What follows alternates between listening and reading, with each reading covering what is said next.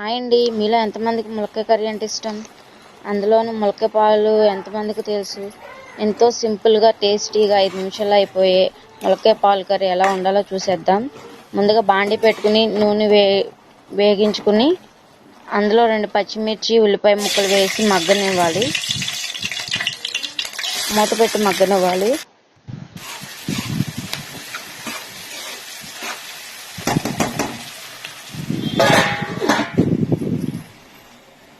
మూత తీసి ఒకసారి కలుపుకొని ములక్కాయ ముక్కలు అయితే వేసుకుంటున్నాను.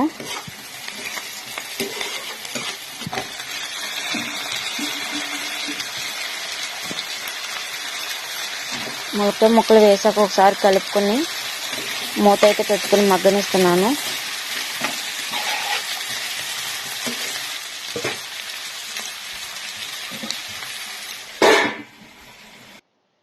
ఇప్పుడు ములక్కాయ ముక్కలు మగ్గిపోయాయి. మగ్గాక ఒకసారి మళ్ళీ కలుపుకుంటున్నాను.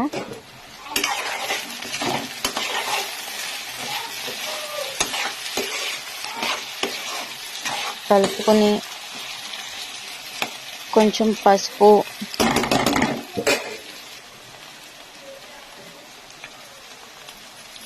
కొంచెం ధనియాల పొడి,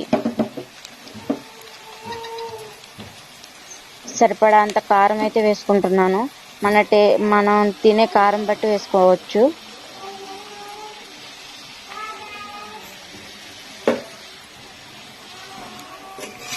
ఒకసారి కలుపుకొని వాటర్ అయితే పోసుకుంటున్నాను.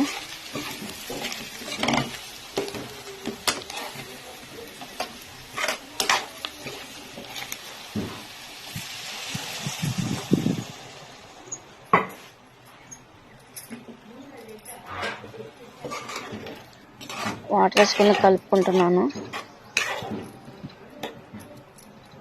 ఇప్పుడు ఆ వాటర్ అన్నీ దగ్గరగా ఉడికిపోయేంత వరకు ఉడికించుకుంటున్నాను. మూత పెట్టుకుని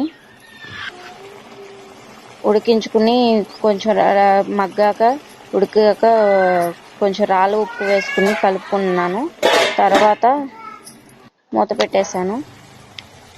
బాగా అంటగనిచ్చి నేను అయితే పాలు అయితే పోసుకుంటున్నాను. ఎక్కువ పాలు వేసుకుంటే చాలా టేస్టీగా ఉంటాయి. నేనైతే ఎక్కువ పాలే పోస్తాను. తక్కువైనా వేసుకోవచ్చు. ఎక్కువ పాలు పోస్తున్నాను. ఎక్కువ అంటే మరీ ఎక్కువ వేయట్లేదు, కొంచెం సరిపడా అంతా అయితే వేస్తున్నాను. ఒకసారి కలుపుకొని ఉడికించుకోవాలి. ఉడికించుకుని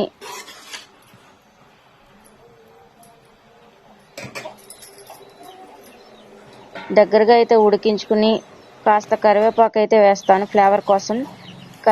కరివేపాకు వేసుకుని దించుకుంటే ఎంతో టేస్టీ అయిన ములక్కాయ పాలు కర్రీ రెడీ. అలాగే ఈ వీడియోని మీకు నచ్చినట్లయితే లైక్ చేయండి, షేర్ చేయండి, సబ్స్క్రైబ్ చేయడం మర్చిపోకండి. Bye bye.